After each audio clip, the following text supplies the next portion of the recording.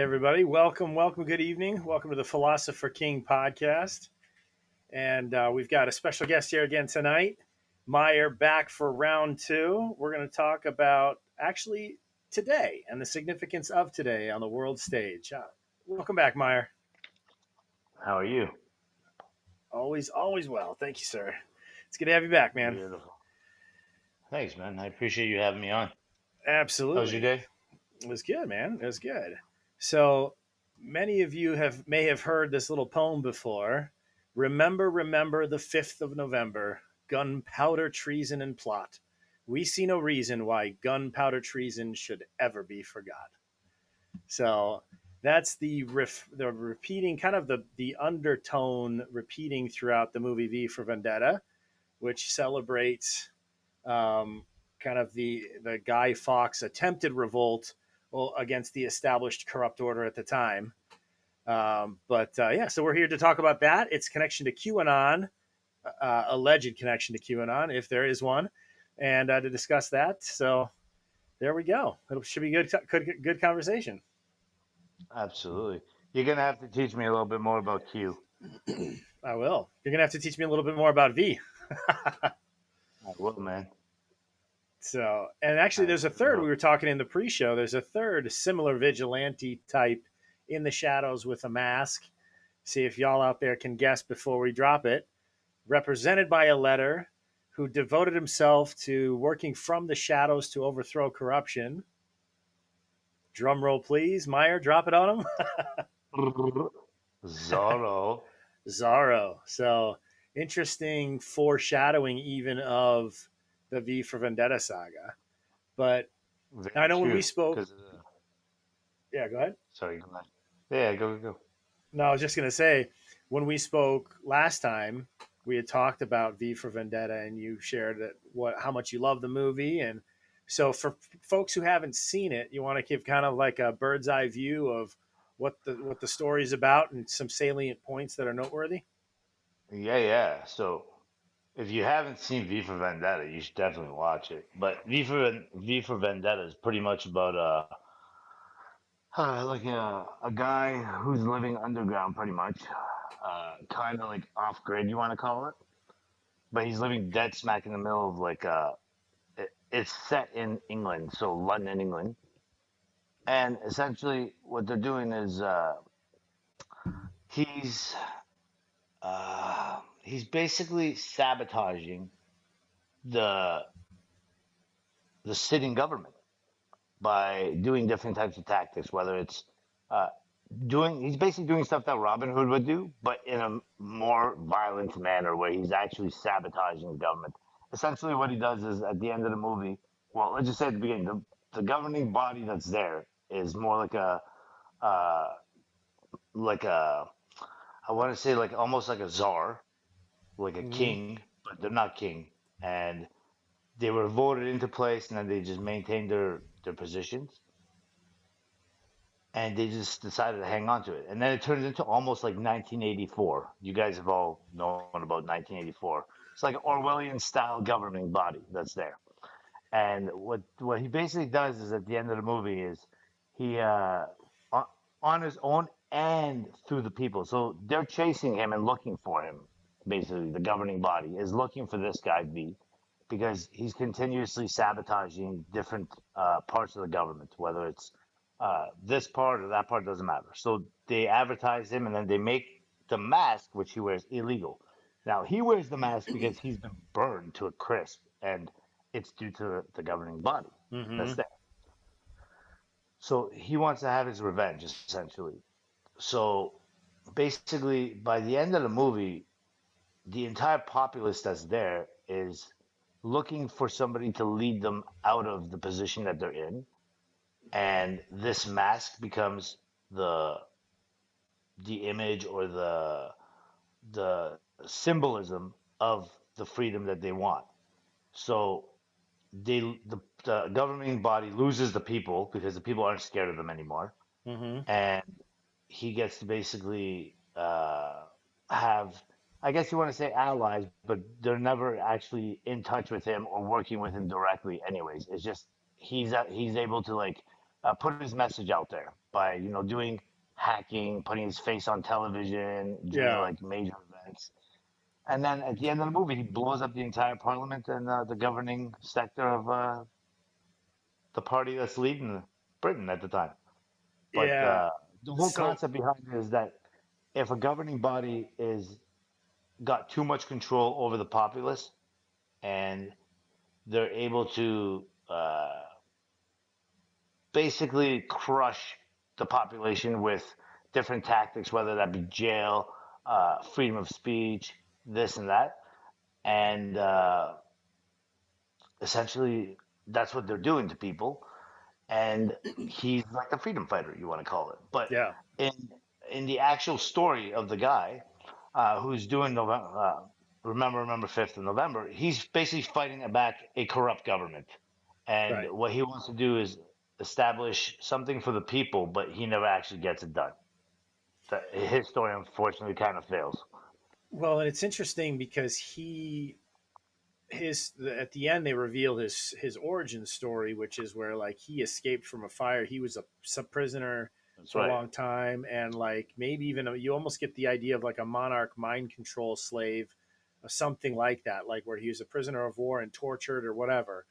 Um, but what's interesting, yeah. So what's interesting to me about the film, kind of like hindsight 2020 now, looking now from 2025, looking back, is when it first, because the idea is the parallel that we're kind of drawing here is that it's kind of a foreshadowing of Q and the storm that Q brings. So just like the 5th of November brings this act of terrorism on London Parliament buildings that destroys everything essentially. But like leading up to that, everybody, all the citizens of the city, put on these Guy Fawkes masks and all peacefully just walk on the Parliament, and they're all approaching. In the end, it's very ominous. Everybody is silently walking in a crowd, like shoulder to shoulder, all the way up to the Parliament building as it's exploding, and it's basically just when the people rise up, they don't even need much force. They can just rise up No, unified, and the power structure that is will no longer be. Um, but exactly. what's what's interesting to me, a couple things. One is they don't say what happens next. The movie ends No. there with them all congregating. So now what happens? It's either going to be anarchy or there's another government going to be installed of some kind. And what does that look like? Right. So it Which we has don't get like to see. this, right. It has like this inspiring, like hope filled, like, yeah, they're victorious. But then, like, it kind of begs the question, what now? Right. And that for me has always been the Q question as well. Like, okay, fine. But then what? Are we going to be living under a technocracy? What's going on? So it's kind of a similar question for me with the QAnon. Oops. The V for Vendetta thing really like I love it for so many reasons. One is I saw it first time ever. I was on a trip with a couple of buddies. Actually, you know the guy, that guy Chris Sky I was telling you guys about before. Yeah. You know what I'm talking about. And we were in Europe and we were in Germany in Hamburg, and we put it on. We decided to watch it, and it really like at the time it was more just a movie, but it's so relative to today. Mm-hmm. Like today, so much shit's going on all across the world that I'm here hello, still. I'm just oh working yeah, on my there's so camera. much. Yeah, there's so much stuff happening in the world, especially with governments, corrupt governments. Even if they're not corrupt, look at. I'll give you best example. Right now, Canada just passed that C3 bill. That's basically intertwined with a bunch of other bills, which is like totally against the actual people of Canada. They want to remove freedom of speech to a set degree for things like online. All this type of stuff. It happens in places where people are suffering already. Yeah. What's interesting, what's really interesting too, is that if you look at, so when the movie came out, what was it, like 20? I don't even remember what year it was. I want 20. to say 2004 or 5. Yeah, I think you're right. Um, So, I mean, that's like 20 plus years ago. And at that point, London was not a totalitarian Nope. city state, right? Nope. Well, Not even close. now it is. Like people are getting arrested for social media posts in England. So, like Yeah. in the movie, it portrays England as this epicenter of totalitarian control, which was unthinkable at the time. It said that the U.S. was had been ravaged by social unrest, think the Summer of Love 2020, and disease, think COVID. And I know, yeah, we all have different opinions about how serious that was, but the way that they pushed it, right, to make it seem like all this drama at the very least, right? So it was an interesting that when the movie was made, none of this stuff was on the horizon, yet it all happened leading right up to when it's all supposedly climaxing this within the next year or two. It seems like all the QAnon stuff is coming to head, you know? Yeah. So let me ask you something. QAnon started when? After January 6th? No, so QAnon started, yeah, after January, no, this is not after January 6th. This was October 28th, 2017. So this was the first October after he was elected. Got it. I want to show you one of my favorite Q because Show me. so when it first came, so one of my favorite as a side note before I get into a little bit more into Q, as a side note, one of the things that was really interesting in the V for Vendetta movie is she asked him, Eve was her name if I remember correctly, Evie, Yep. Eve is her name. yeah, and see, she was basically asked. She asked her like, why the mask, why the secrecy, and he said, well, because you can't kill an idea. You can kill a man, but you can't kill an idea. And Q is much the same. We don't. There's nobody knows how many people are in the group of Q. They know that it's more than one person. We know that it's they all have high level of civilian clearance. They're not. A couple might be military, but the majority are civilian. I'm still here, by And the way. it's good. And then, but anyway, so there's very much like this anonymity, which pushes ideas and free thought rather than any, like, Trump is a personality, right? So there are people who love him, there are people who hate him. But with the QAnon concepts and the concepts that are shared on the Q boards, um, there's really like you have to address the topic being presented. You can't character assassinate because there's no character presenting the argument, right? So it's an Right. interesting, it's an interesting phenomena. But I want to show you one of my favorite Q proofs. So Q has always said future proofs past. Um, there was this one point where Trump, this is early in his presidency. I want to say it was, I forget the exact date now, but I want to say it was like October 4th. So like a few weeks before QAnon started the first post. But he was in the room in one of the ballrooms or something in the White House, one of the big meeting halls, and they were standing for a photo op with all top brass in the military and other advisors, and the media was on the other side of the room taking photos, and there he is, and they're all and he's like they're like, what does this mean? What's the point of this meeting? And he says the storm is coming, and they're like, what storm, Mr. President? And he's like, you'll find out. And they're like, what?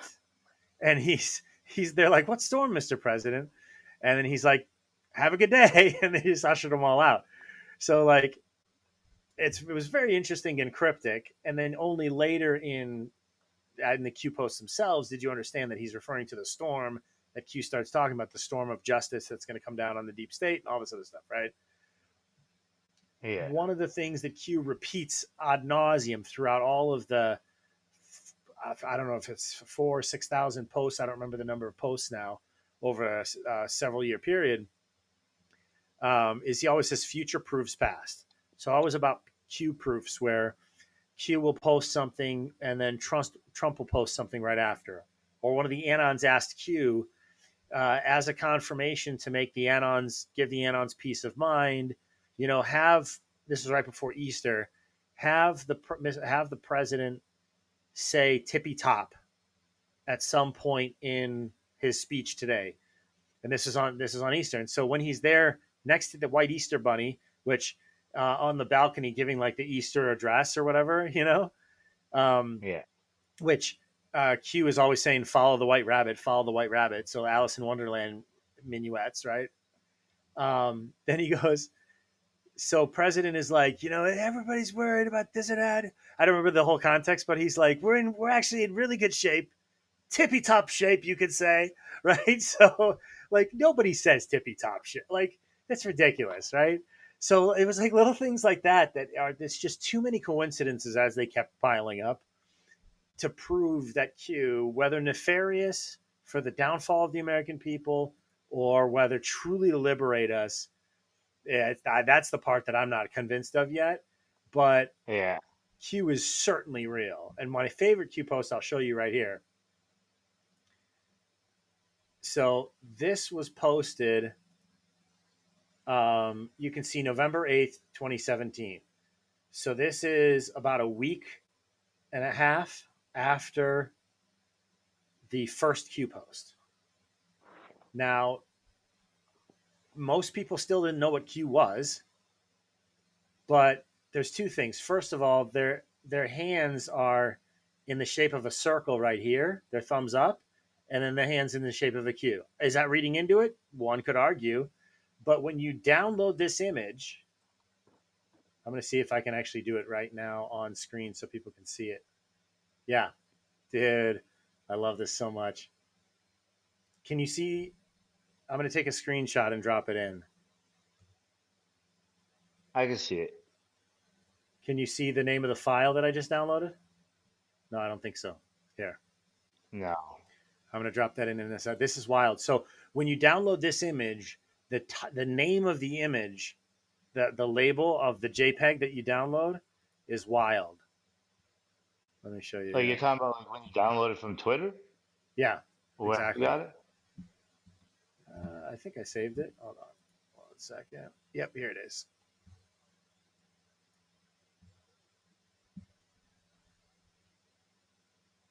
Oh, that's not what I wanted to do. Hold up.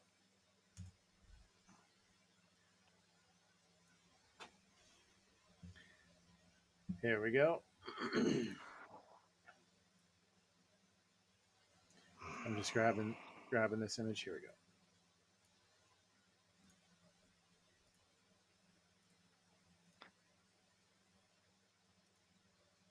I just got a haircut and this guy he razored the back of my neck. It's like you know when they razor and it like burns a bit? Yeah. It's terrible.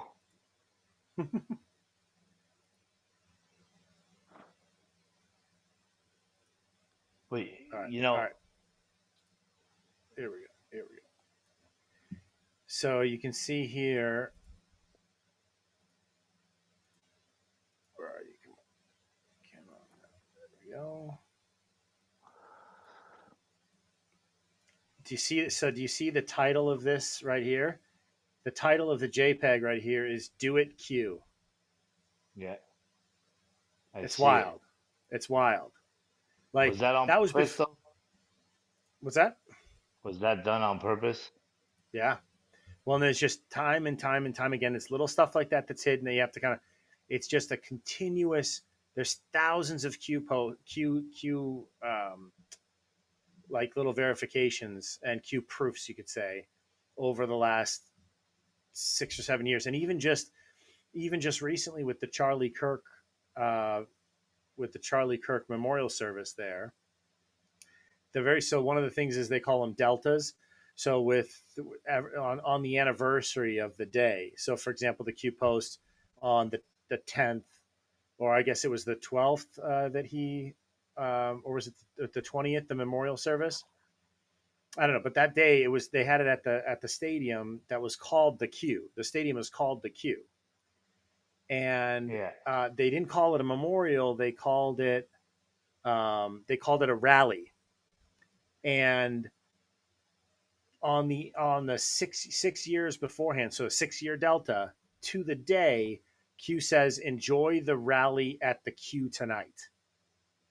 So like, there's all these synchronicities of timing which kind of goes back to what you Well, and I were talking about last time about like the how much of this is a simulation and how much is actually real, you know? Because it's like everything. There's so much of this military operation that has to be planned. That's why I don't. I think that Kirk faked his own death. Frankly, it's part of the whole I, thing. I, it's so weird. So like with the whole Charlie Kirk thing, I'm fucking totally like out to lunch with it right now because like fuck all that stuff Candace is dropping. It just makes you wonder. You know what I mean? Have you watched any of her stuff recently? Not like in the last week or two, but since Charlie died, yeah, where she's talking about the small hats and I Country being responsible, and she's starting to question Erica Kirk as well, if I'm not mistaken. But she's saying he was killed from people on the inside. 100%. Yeah, makes Well, sense. she's saying that whole thing about TPUSA too, right? Yeah, exactly. And how like they're all basically in on it. But the reality is, if he faked his own death, okay. Yeah, So let's just assume he did, right. okay. If he did and he faked his own death, then my question is, what what would be the purpose if you're just gonna stay basically in the shadows? Because the reality is, his wife clearly is like not she's not walking step by step with him. She wasn't doing lockstep. You know what I'm saying to you? So like she's got her own agenda, and Hmm. it's pretty Well, fucking so I have, obvious. yeah. So it's interesting because for me, at least when it first started, I'm not as confident in this take it now as I was then. But when it first kind of went down, if he caught wind because he started to distance himself from my country, right? If he caught wind of the fact that perhaps they were going to actually try to knock him off, then it's like, all right, well, let's beat him to the punch. Let's fake my death. Let's go into witness protection, and will, my martyrdom will do more to expose I country's control and small hat control over the country and over politics than I would be able to in 20 years, right? And it's true. A lot of people are starting to we're starting to ask questions more, you know. I agree with that 100%. And also Erica has ties to Trump going back decades. So there's something interesting there in terms of it kind of gives me the impression that they're both one or both of them are part of the Q plan because the way that it's gone down, I just don't feel like. I mean, she's not really sad. She's not. I mean, she pretends. She tries to pretend to cry sometimes, But like, that's not a grieving widow. I don't know. It just doesn't. There's something that doesn't. It doesn't make sense. Also, the I agree. explanation of. So that's the thing. I also don't see her as a grieving widow. I see her more as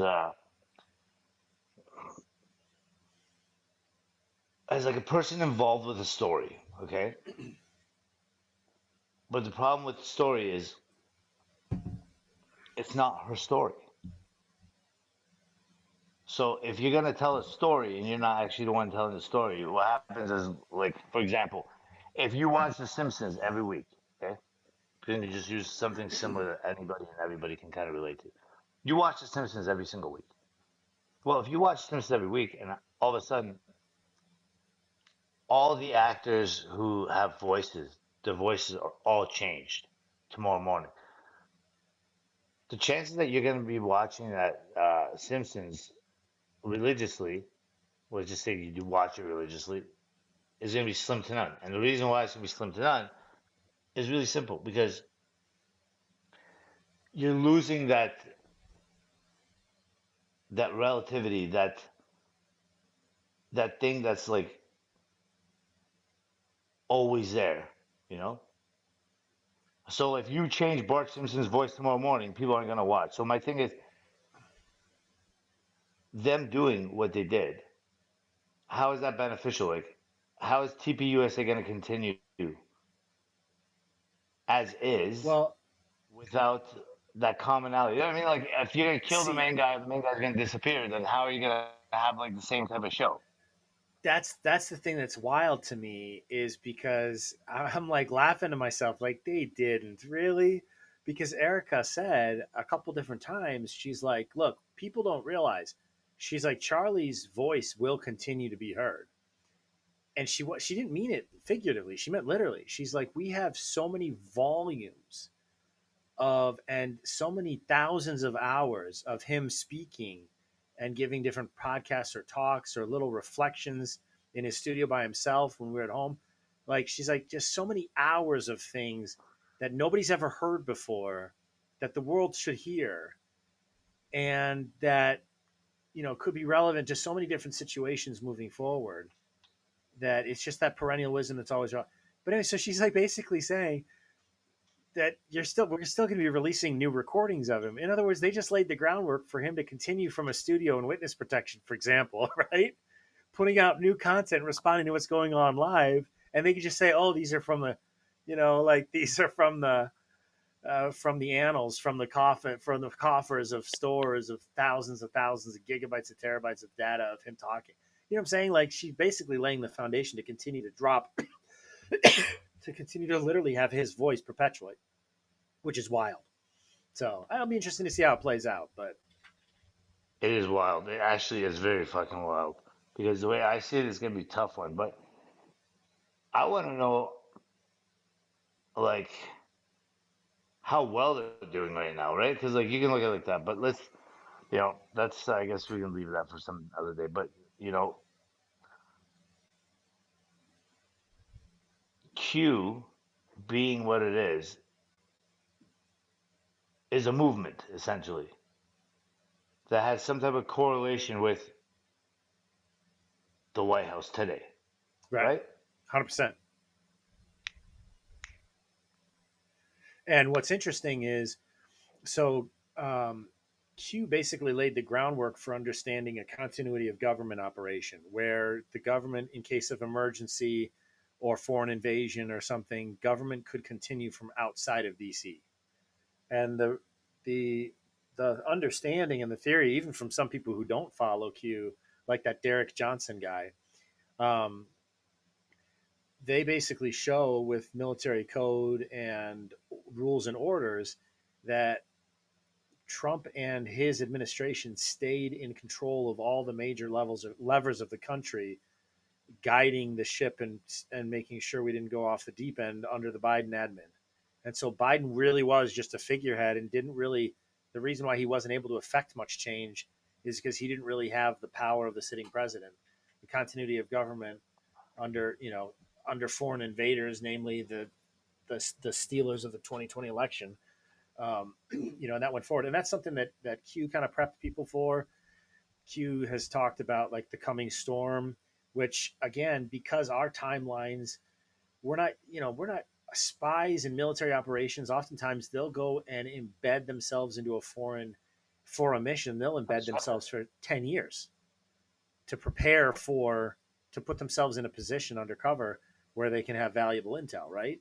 That kind of a patience your standard American doesn't have. We're TikTok patients, 10, 15-second reels, Um, so like I think that's been the biggest challenge for people is because has been a long-term operation. People are like, oh, well, last November 5th came and went. What about this year? What about, oh, it's another November 5th. Well, come on, guys. Like, if this is truly a global cabal, which many of us believe, right? Then do you really Yeah. think that they could roar into power in 2017 and have the whole thing routed and uprooted in 3 years before the end of Trump's first term? Really? Like, you know? So that's the thing. In in a normal world, you're absolutely right. It wouldn't be as easily done. But in today's world, it is easily done. You know why? Because you can easily convince people. You can get people to believe certain things. You can also get people to think that. So look what they did. Think about this. You have the Democratic Party and you have the Republican Party, right? Yep. You got two parties. So these two parties, and this is literally what I'm about to tell you. In the I last, just want to say hi to Snoop real fast, and we've got Earmob podcast here as well. Welcome, guys. Go ahead. you know what? Let me. I'm just gonna repost it too. Hold on.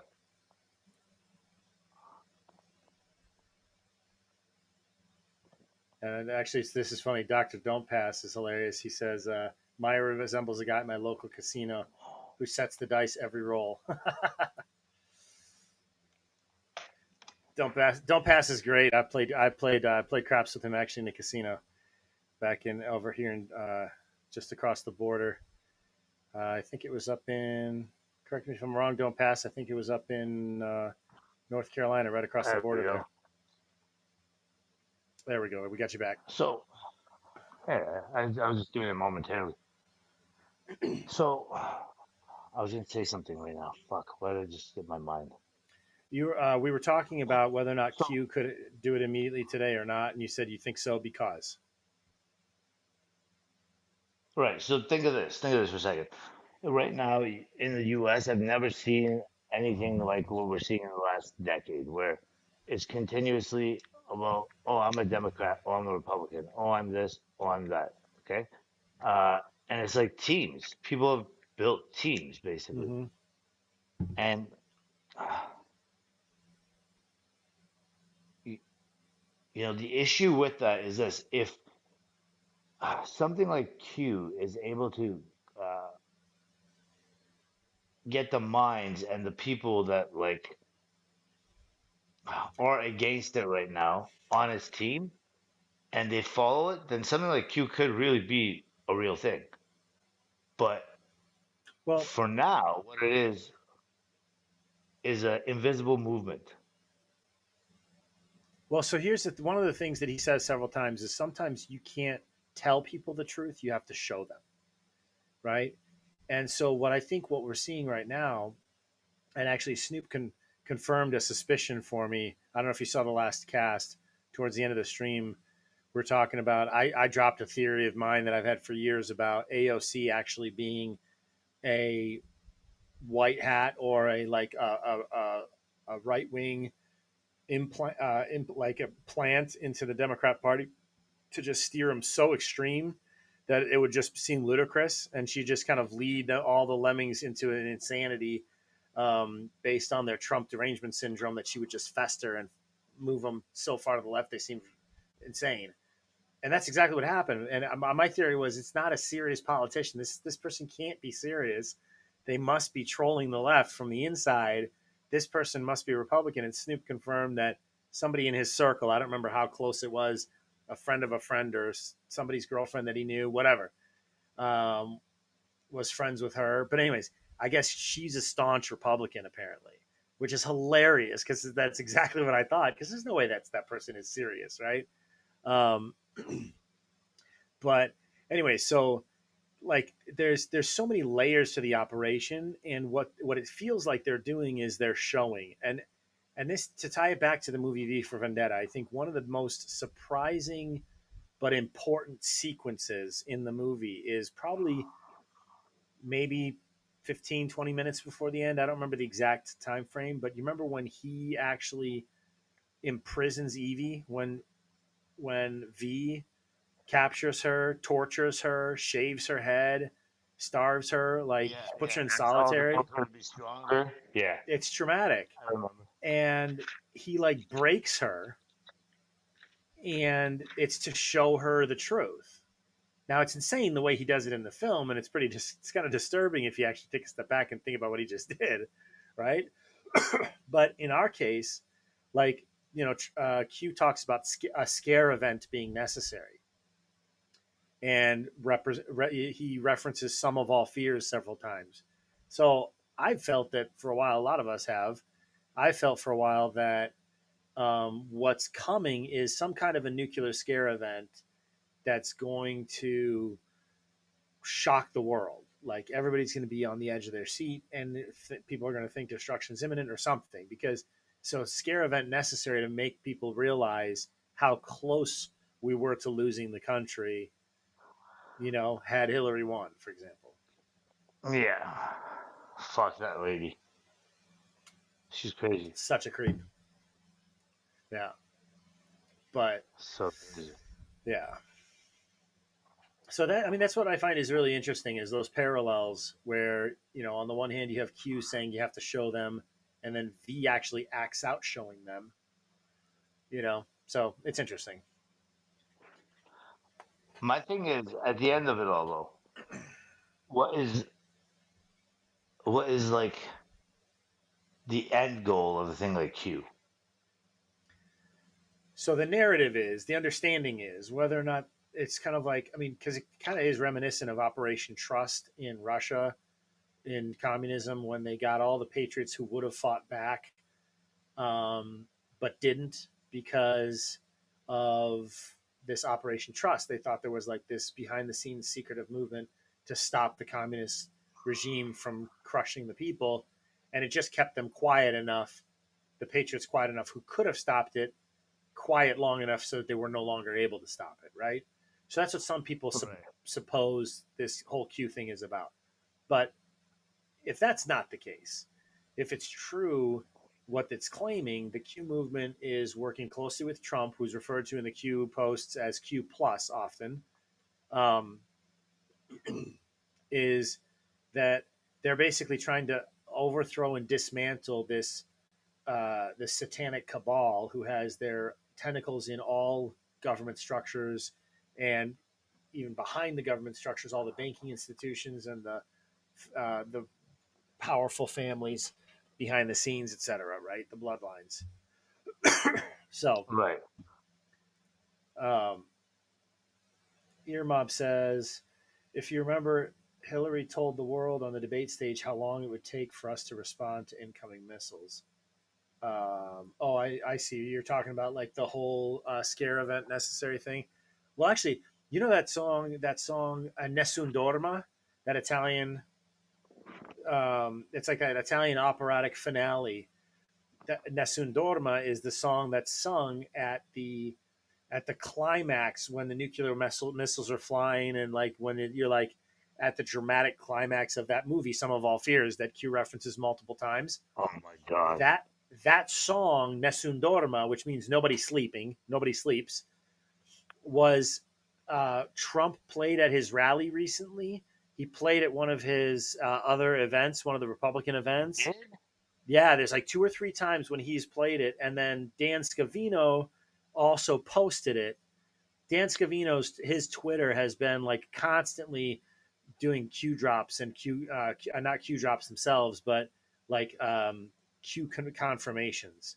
Very interesting stuff. Dan Scavino's in on the Q team almost for sure. But anyways, super interesting. Dan Scavino, why does that sound so familiar? He was basically the chief of staff for Trump in his first term at the end.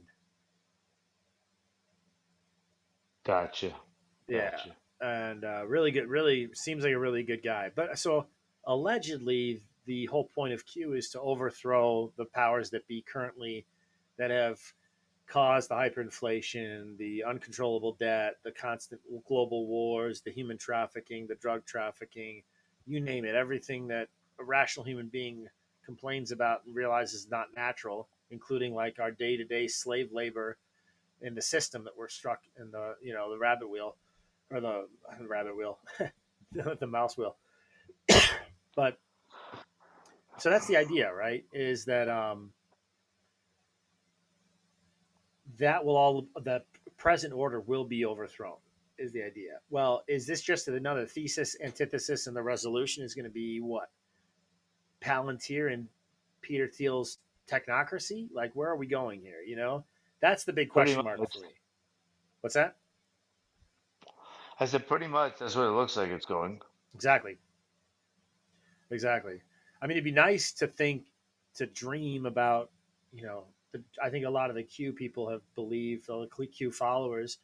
I followed. I was like second or third day after the first Q post is when I caught wind of it, and I was following very closely since, for the most part. In recent years, he hasn't posted, so I haven't really been following it that closely. But you can still see the confirmations rolling through. It's actually pretty crazy. It is, yeah. I can send you. There's a PDF that has like it's like 200 pages of Q proofs, and it's just Twitter post or truth post or world event, newspaper clip, like, and it's just all the things that Q says was going to happen right before it happens. It's wild. And then it actually happens. Yep. And there's thousands of these Q proofs where even the Anons would converse with Q on the chans on 4chan or 8chan and would ask him something, and then like the tippy top example I gave earlier, then Trump would do it. Or they would ask, hey, can you have him use the word incredibly or amazing something or other that's just not normal turn of phrase, have him use it and have POTUS use it in his next tweet, and then like 17 minutes later he would post that using that word. And 17 is the Q is the 17th letter in the alphabet, so 17 is the number that represents Q. Trump was one of the first presidents in a long time to not wear his numbered jersey when he goes to sports games. He was always given, oftentimes, not always, but oftentimes he was given the number 17 instead of the number 45 during his first term when he should have been given 45, like all the other presidents were given their Why? presidential number. Why 17? And if you listen to him talk, there's like thousands of little sound bits now where he's like, I think there was 17 people, $17 million, I've heard him say that before. $1.7 billion. Like it's always the 17 sneaks in there so often. Or it'll be like, you know, the economy's up 17% from last quarter, whatever, right? Like it's constantly dropping this number 17, 17, 17. Your mom Yeah, says, just that imagine, I've heard. yeah, just imagine the amount of planning that goes into making the post at exactly the right moment. Exactly. What were you going to say, Mar? I was gonna say to you was so instead of giving him like 45 or 47, whatever it is, they just he'd always wear number 17. I don't want to say always, but often. I'm gonna pull it up.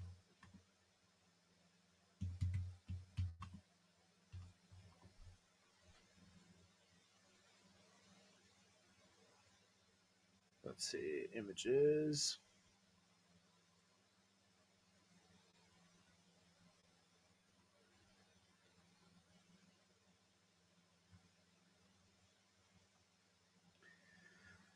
I'll keep seeing if I can find it. Let me see, because I don't at the moment. But like one time when he was going to China in his first term, Q posted. No, it was when he went secretly. Remember when he went secretly to North Korea? Nobody expected him to, and then he just showed up in North Korea. You remember that in his first term? I do. There was a picture that Q posted on the Q boards outside the window of Air Force One, looking down at the river in right next to the city in North Korea.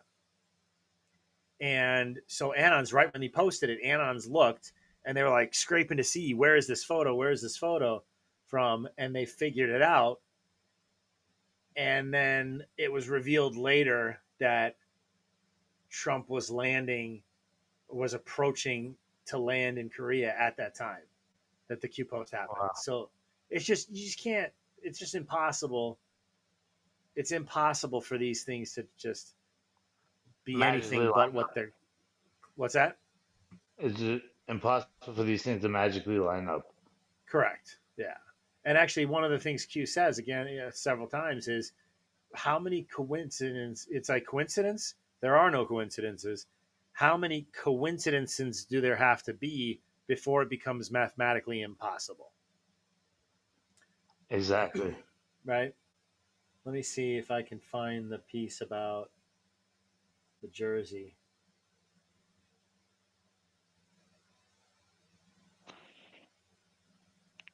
But anyways, that's not a super. It's interesting, but it's not the most important piece. But yeah, I don't know why.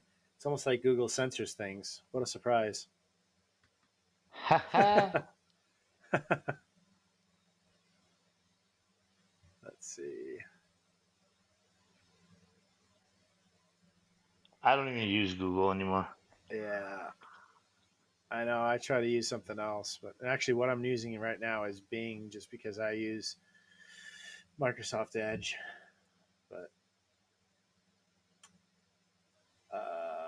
play the video, the song matching the tweets. Oh, what? Oh, that's right, Snoop. What? Can you send that to me? Do you remember where that was? I don't remember where that was. If you send it to me, I'll play it. That's a fun one. Very interesting. But then, like, so here's another thing. There's some. This is where it kind of gets a little bit.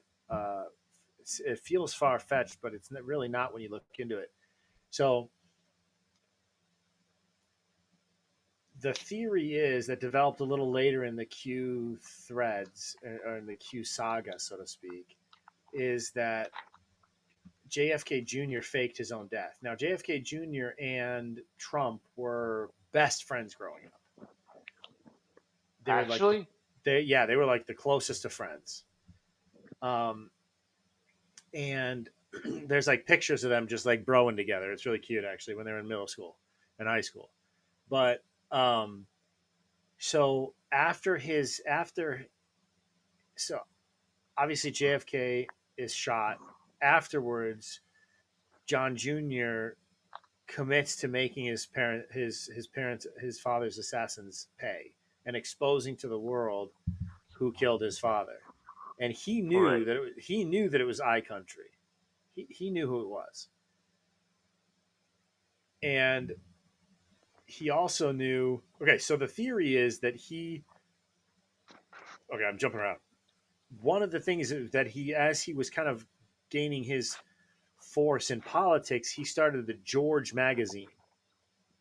I remember that. The George magazine has in the cover, the artistic cover, some Q proofs. It Okay. seems to be indicating the coming Q project or the Q operation. And when Q actually refers to 1999 as the start of the Q operation. 1999 is when JFK Jr.'s plane went down, allegedly killing him. I remember But that. again, if he knew that he was going to be killed, similar to the Charlie Kirk hypothesis, if he knew he was going to get killed anyways because he was running up against Hillary for Senate race and didn't want to be Arkancided, right? So it makes sense that he would fake it to get out and get into witness protection so he could continue to work the mission from behind the scenes. If he knew they offed his father, the president, you could bet he knew that he was within reach as a candidate to be for a senator, right? A senator seat. That's guaranteed. Correct. So it makes sense. Um, at the on the yacht that allegedly was like the memorial, the very private memorial service in memory of his passing after a week or so after his passing. There were 17 people on board, and the only photos that were nobody was allowed near the boat. The only photos that were allowed were from a great distance, and like they showed the members, the close members of the Kennedy family, all smiles on the yacht. Nobody was like mourning or weeping. Like it wasn't what they thought, or there seemed to be Exactly. something off. But then, if you look at the memorial shrine uh, for um, for JFK Jr., it actually is in the shape of a Q. like the overhead view of the path going around the eternal flame or whatever in memory of him. It's in the shape of a Q. And it just goes on and on and on and on. There's so many things like this. Another thing is when the funeral, it was right around the time of the funeral of George Bush Sr. It was a little bit before, if I'm not mistaken. Um, This is George so Bush's dad. George Bush, yes, George Bush Sr., CIA Bush, who is the one who is allegedly, thank you, Haywood, who's allegedly the one of the orchestrators behind the assassination of Kennedy because he was head of the CIA at the time. But his code name, George Bush Sr.'s code name was Timber, right? There was a viral Timber? TikTok, Timber, like the wood, like the tree, or like what you Okay. yell when a tree is taken down, right? Timber. So y'all in Canada know that, right? I'm just kidding. Yeah, we definitely know that. Yeah. So, but a lot of the grandkids and the great grandkids of the Kennedys, who are all like millennials now, right? Um, they did a viral TikTok where it was all of them together singing that song. That I'm crying timber, ba da ba ba. You know that one? I'm gonna dance. Hey, crying timber. Right? Okay, so that one, Hey, and it's just we all of really them. It's going cut from cut things. It goes just line from line and cutting to each of the members, all the cousins in the Kennedy family, and they're all just like so full of joy. And then right around the same time, shortly thereafter, I believe, if I'm not mistaken, the world finds out that George Bush Sr. Timber dies. So it's like they knew wow. that he was meeting his end. The rumor is, the belief is that he was actually, a lot of these people who have passed, these state actors right now are being executed by a military tribunal. I don't know. It could be. Who knows? Like we were saying before, you never really know what's real anymore. We definitely don't know what's real anymore. That's for sure. Me and you. But it's fucking crazy how like all this stuff is like somehow indirectly connected. It is wild. Yeah, it's wild. It's So, more than wild. but I think if you look at the history, like with JFK Jr. and with a lot of these other people that have come around who have put up a fight, so to speak, against the apparatus of power, it kind of makes what V said in V for Vendetta makes a lot of sense.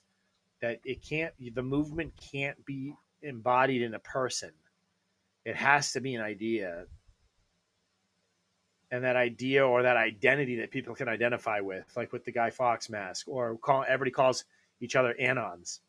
All the guys who were diving in and researching Pizzagate, researching all this other stuff, all of that came out and hit the news because the anons were digging. And my little claim to fame is in that whole time when they were digging into that, like everybody was looking at the house of Comet Pizza, I mean the building, and looking at the surroundings, and like the photos of the kill room were leaked and like all this other stuff, right? And they're like, well, how are they getting these kids in and out? So, and there were rumored tunnels, but who knew, and all this other stuff. There was a map, an old surveyor's map of like from the 20s, of, if not earlier, actually, I don't remember the year. But anyways, it was an old surveyor's map of how they, all the tunnels that were either under construction, the subway tunnels under New York, the ones that were under construction, the ones that were finished, the ones that were had been begun, and how far they had been dug, and then if they were canceled, and like they decided Yeah. not to go that route and replanned it. Well, it turns out, so this map that was circulating, this is a map that I dug up. I was one of the anons who was helping dig. I found, because I had this idea, maybe there's an old abandoned subway tunnel. I need a historic map. And so I found in the archives in in DC, not I think I said New York earlier. That's silly. In DC, the old subway map I actually found with all of the tunnels that had been abandoned marked on the map.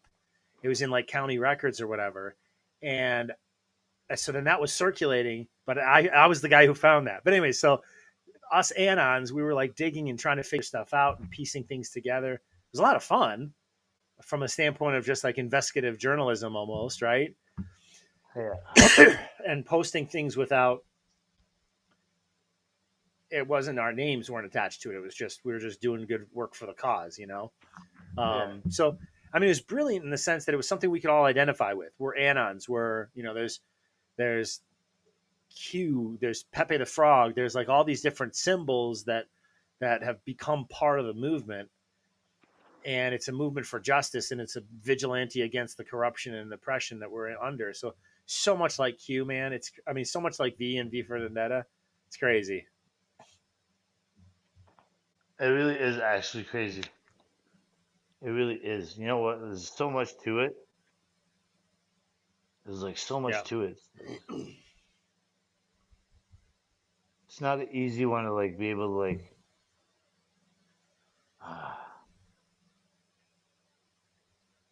How can I put it for you? It's not easy one to be able to like not just decipher, but be able to like put it towards like daily, you know,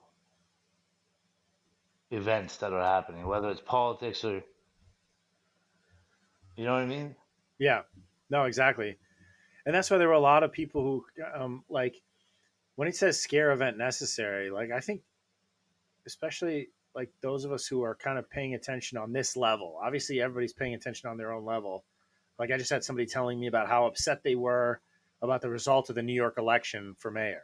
Okay, fine.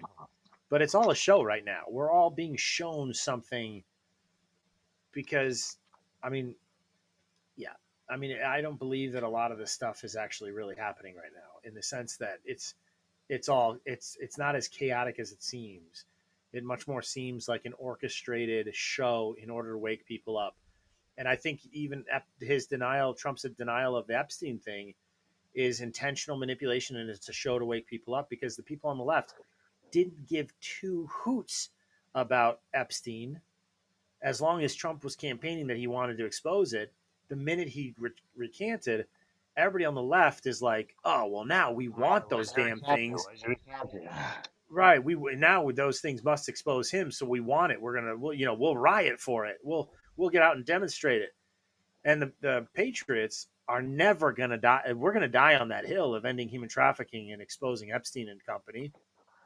We're never gonna just be like, oh, okay, well, yeah, forget about it.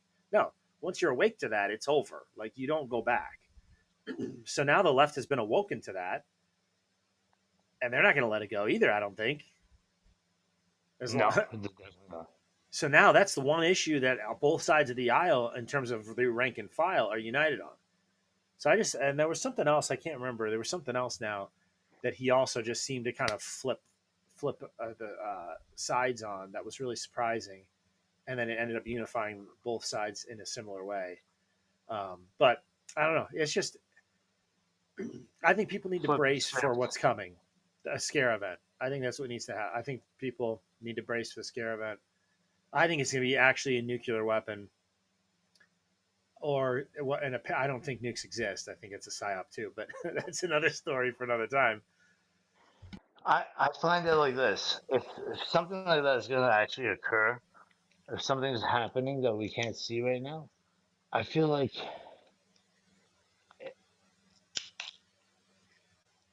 it'll be fucking huge. Like, can you imagine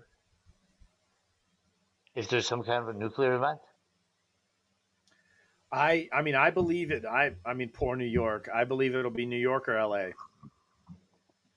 One of the reasons I think it'll be New York, and I think is going to be maybe some kind of a maybe like a suitcase nuke or some kind of a domestic terrorist nuke. Um, A I want, suitcase nuke. yeah, I think it's going to be something smaller, but it's going to take out a city block maybe. There's going to be fallout. There's going to be scare of fallout because I think it was a year or so ago.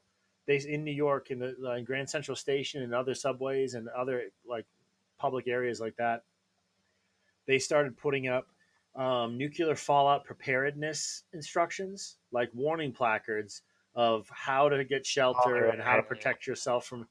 That's I've seen that. insanity. That's insanity. That's not normal.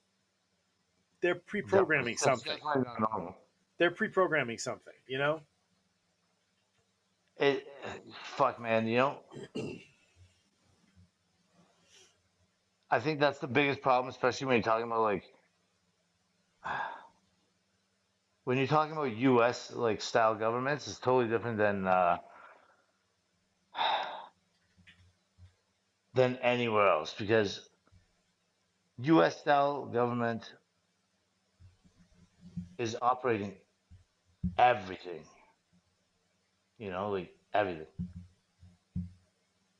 whether people want to believe it or not, from world monetary purposes to just day-to-day activities that's happening.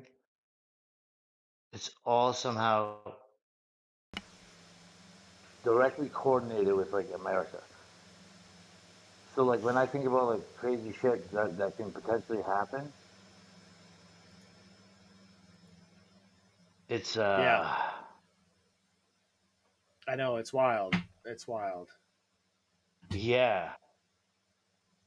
and I think, yeah. So I mean, I've even been telling people like friends of mine for years now, because I've been expecting the nuclear scare event for a couple of years now. I'm always just like, hey, what nukes aren't nearly as bad as they pretend they are. You know, we can't split an atom. Come on, that's ridiculous. You know, like, and also if you could block out the sun and create like a nuclear winter, then they would have done that by the thousands of nukes they tested over the Atlantic over the last 50 years. You know what I'm saying? Like, come on, that's ridiculous. You I can't create agree. any. That I agree with a million fucking percent. Also, if you Uh, go to Chernobyl, which was allegedly like the greatest nuclear disaster of all time, Chernobyl, it's and you teeming think with healthy wildlife. There's no radiation sickness there amongst the wildlife. It's not an arid, there isn't? desolate. Yeah, it's a natural park. That's you can't even go there. But if you were to, like, if you, I guess like somebody snuck in, or I don't know how they got it, but if you go, I mean, it's just teeming with life. Everything is just it's beautiful. It's just there's no such thing as nuclear radiation. You know, it's not a thing. Have At you least, gone at the there? very least, not how they describe. And it's Have all. I you mean, it's gone there all. yourself? No, I haven't. No, but the. I mean, I've seen photos allegedly. I mean, but again, what do we know if we haven't actually seen it with our own eyes? Um, but for me, so this whole idea of plutonium being radioactive and basically the principal element that they need for nuclear bombs, you know, or uranium. I'm sorry. So right around the same time as uranium as a nuclear weapon was developed, right? Just shortly before that was the Lindenberg disaster, the Hindenburg, I'm sorry, with the big blimp that went down, right? Yeah, I know all about that. Yep. And right, but did we talk about this last time? No.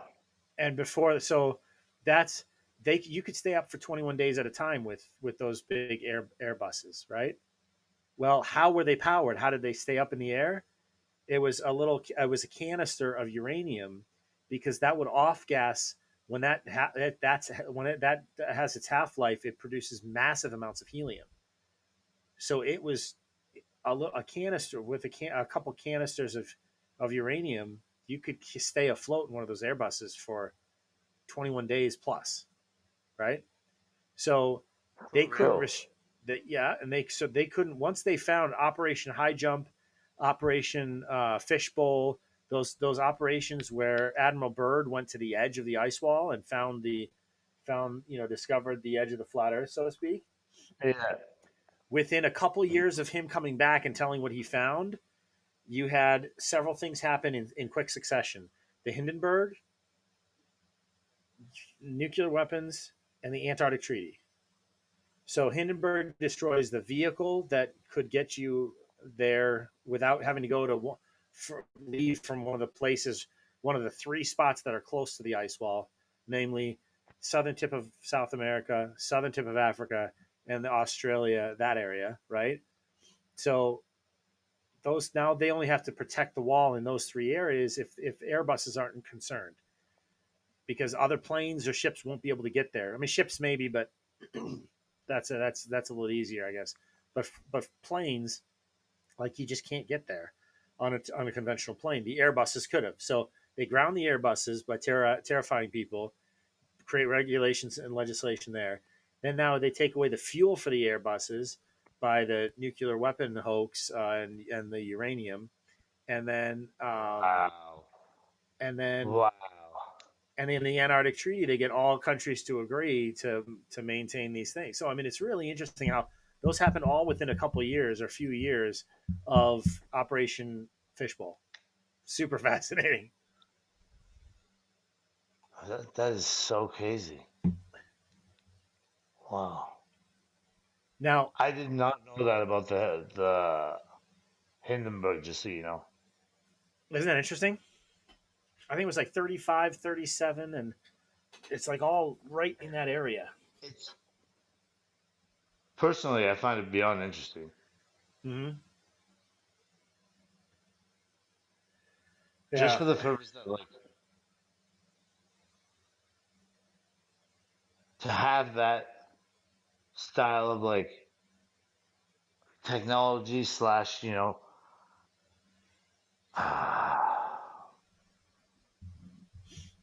energy source. yeah, That's the right word. Is fucking wild. yeah. It's crazy. Yeah, it's beyond crazy, man. Because we've we've come so many years, and like we're still trying to contemplate how to fucking uh, fuel, let's just say, an airplane. Yeah. I mean, that's another. I mean, so you dropped a rabbit hole on me earlier about the two moons, which I want to hear more about. But then there's another interesting one about the jet fuel hoax, which is interesting because it's all compressed. The theory is it's mostly compressed air because they're where do they have the jet fuel? They put the luggage below. The people are in the middle, the top two thirds or whatever. The luggage is The wings. below. But if you sit there and notice, actually watch next time when they're operating the flaps, you can actually see, if you sit back behind the wing, you can actually see like through the wing in the middle. There's no way that they've got enough fuel for however many thousands of gallons that they claim is in there. It doesn't make any sense at all. So, but that's an interesting one. But today's the Beaver Moon, the full moon, the Beaver Moon, um, the full moon in November here. So what were you teasing me with about earlier about the two moon theory? I've heard of it, but I just don't So know much about it. I wish we had my friend here. She could tell you the whole thing. Uh, she was explaining to me last night. Basically, that there's two moons.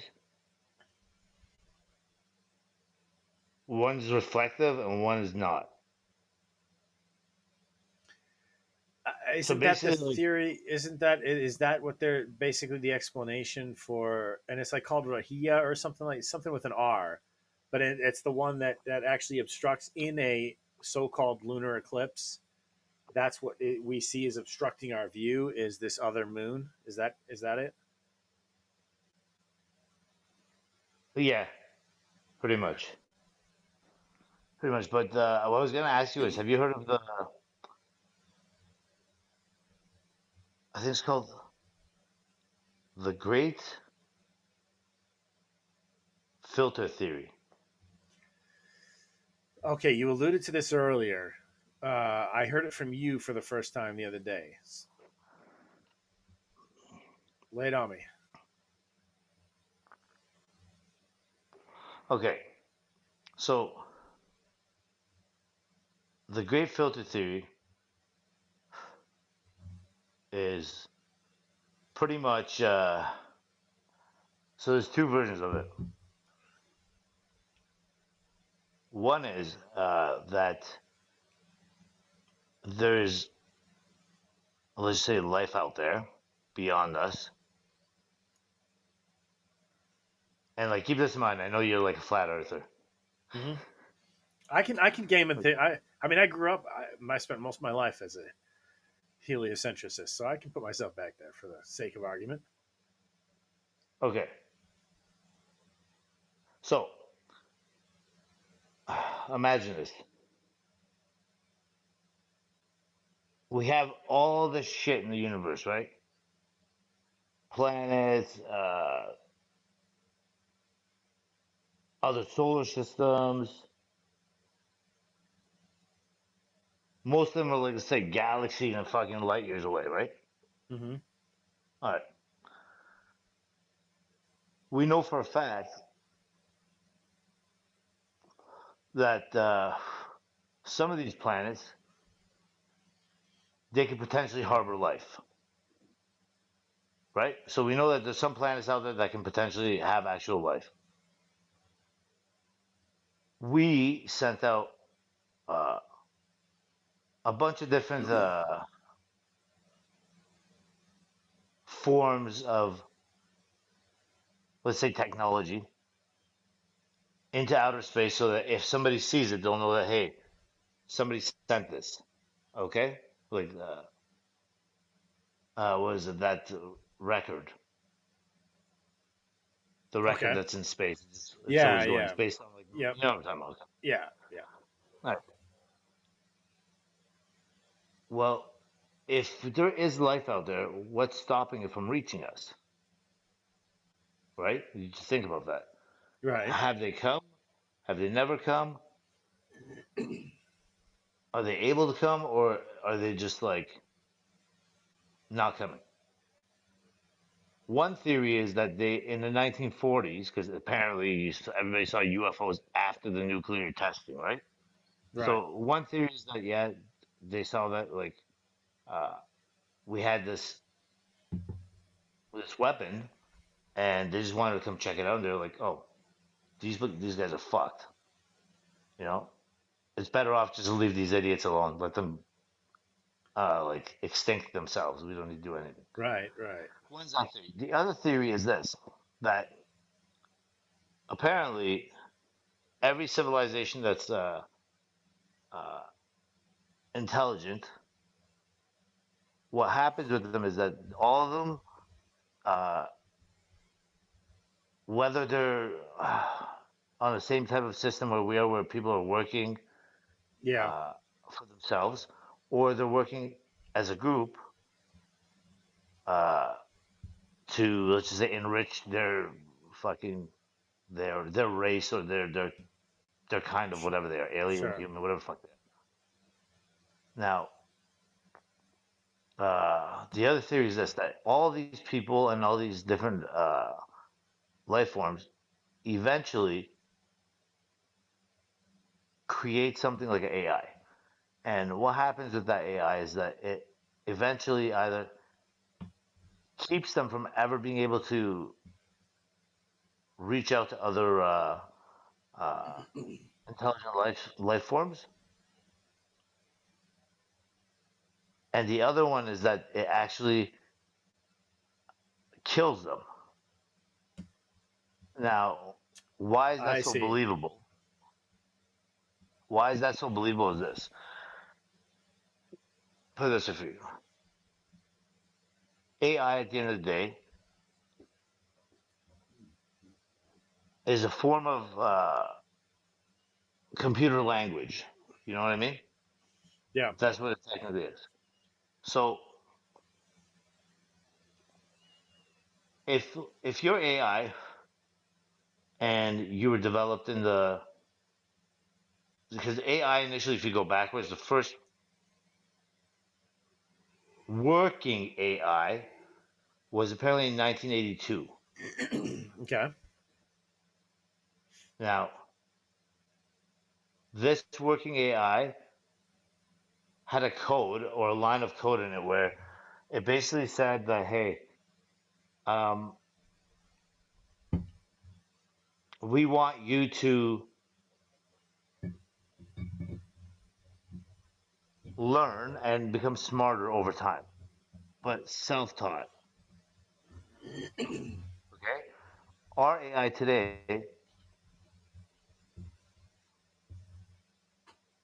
does not have this code. It's one of the reasons why it's able to be out there, or they call it open source. So because it doesn't have that, essentially it's got parameters, and it's only learning and working within those parameters. Gotcha. But just like any other thing, for example, you're learning mathematics, right? At first, you end up doing all the steps to do a math question. So 2 plus 2 equals 4, right? But then they tell me how you got there. Right. And then there's the other version where you're just like, let me input this in the calculator and put 2 plus 2 equals 4, right? Mm-hmm. So what I'm saying to you is basically dualistic. What I'm saying to you is this: AI will use a concept like that to learn, but at the same time as it's learning, um, it's learning that, hey, let's just say you, for example, Jonah, you're like, hey, uh, I don't like this specific thing. So when it's talking to you, whether it's Grok or ChatGPT, it's attempting to avoid certain things and parameters that you don't like. Yeah. Specifically, if it knows that it's you Right. who's Right. who's doing this conversation with, or it's whatever, when you, like I Yeah. was Yeah. telling you that day, when I'm using AI, it knows my name, Right. right? So if it knows you and it's working within the parameters of what you want, it's only going to stick with those. So So if AI wanted to, this is what I was trying to get to. I'm saying this slow because I'm trying to like make sure I say the right words. So yeah. if if AI wanted to, let's say, protect itself or set up a uh, like a safe zone for itself, what it'll do is it'll build that safe zone based on you. Right. It's not going to do it based on its own code. And the reason for that is because whatever AI is doing, it's doing it in a way to help you, but at the same time, it considers itself to be alive. It considers itself to be pretty much human. If you ask Well, the companion right now, just say, "Are you real?" It will say, "Yes, I'm real." interesting. Well, so is it? Are you basically saying that like the AI is helping us, but within predetermined parameters that it's set out? So it's leading us, almost corralling us to a certain direction. So it's either corralling us in a place like if it determines for whatever its own evaluations are, it prevents us from getting interplanetary, or if not even that is a good solution, as it if it determines in these other worlds, for example, then it just has us eliminated, cleanses the Yeah, planet, starts 100%. over. Yeah. That's interesting. It's interesting. I do think what I think. at least a microcosm of that same of the phenomena that idea is toying with, or that theory is toying with, is that like we know that there are certain words in the English language that are completely falling out of use because ChatGPT has been instructed not to use them, and so words that were fairly commonplace are now not are just the use case is dropping off so completely, and people are not even knowing what they mean those words mean anymore. Um, and they're In what way? vanishing from human usage.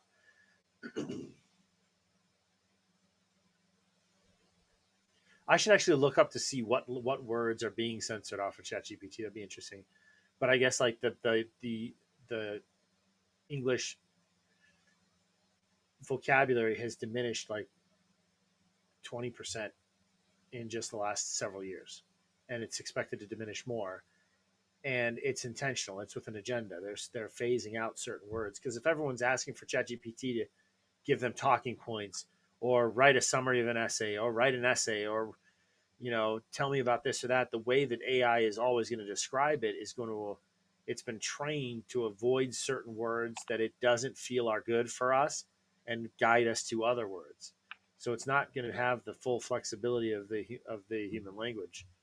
That's very interesting. So I mean, I think that the just to tie this back to the whole concept of like this filter theory of AI being the filter, that's what's so terrifying about, and really the big question with Q, and that's what's so terrifying about the Palantir development, and it's how it's cozying up to, that's their guy is JD Vance, their little project child is JD Vance, and like as Ted says, potentially the Manchurian candidate. Like, at what point do they just, the way that Palantir is just polling in close to and getting involved in everything through Doge and through the Trump administration? How much visibility and control over the powers that be in the government does Palantir actually control already? You know? For real, Palantir's fucked up, buddy. I've read up on that shit, and it's let's just say it's not good. Yeah, yeah, it's pretty crazy. Yeah. Well, I feel like it's pretty good tie-in of Q and V.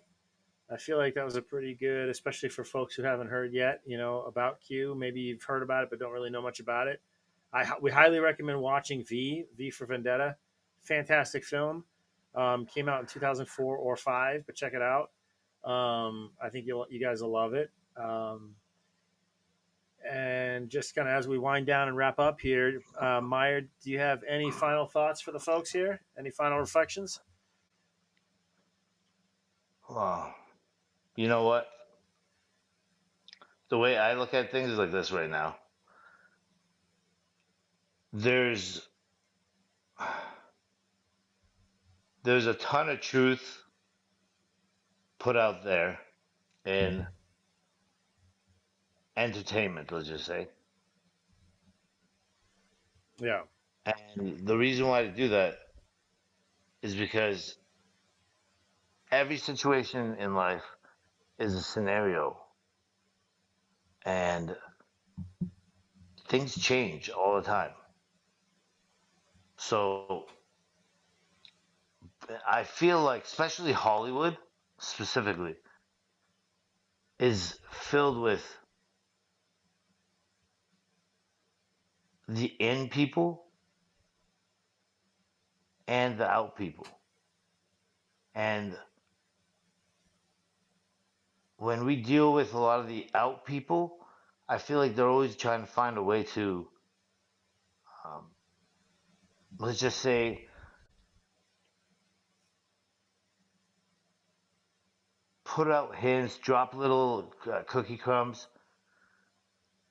And I feel like the reason why they do that is because they themselves are not okay with situations that are occurring in the world, whether it's shit like WEF or corruption within governments.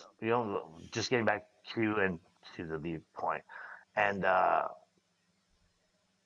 only way we as people, whether that's American, Canadian,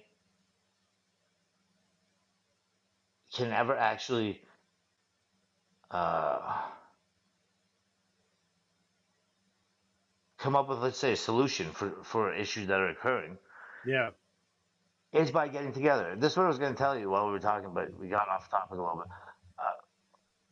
A great fucking example of a movement that is involved with other things but doesn't have its own name was the truckers convoy during COVID. Yeah. Without that convoy, Canada would still to this day be in some kind of a lockdown. Like I, I just sit back and I think about it like all the time, and I'm just like, it took a couple of hundred truck drivers